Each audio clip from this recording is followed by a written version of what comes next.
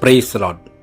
ஆண்டவரும் உலக இரட்சகருமாகிய இயேசு கிறிஸ்துவின் நாமத்தினாலும் தேவனுடைய கரம் ஊழியத்தின் சார்பாக உங்கள் அனைவருக்கும் என் அன்பின் இனிய வணக்கத்தையும் வாழ்த்துக்களையும் தெரிவித்துக் கொள்வதில் மிக்க மகிழ்ச்சி அடைகிறேன். இன்றைய நாளுக்கான வேதவசனம் எபிரேயர் 12 அதிகாரம் 11 வசனம். எபிரேயர் 12 அதிகாரம் 11 வசனம். எந்த சிற்சையும் தற்காலத்தில் சந்தோஷமாய் காணாமல் துக்கமாய் காணும். ஆகிலும் பிற்காலத்தில் அதில் பழகினவர்களுக்கு அது நீதியாக சமாதான பலனை தரும். எந்த சிற்சையும் தற்காலத்தில் சந்தோஷமாய் காணாமல் துக்கமாய் காணும்.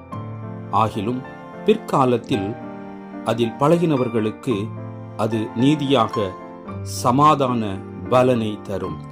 ஆமீன். அல்லேலூயா. கர்த்தர் தாமே இந்த வசனங்கள் மூலமாக உங்களோடு இடைப்பட்டு பேசி உங்களை ஆசீர்வதிப்பாராக. ஆமீன். God bless you.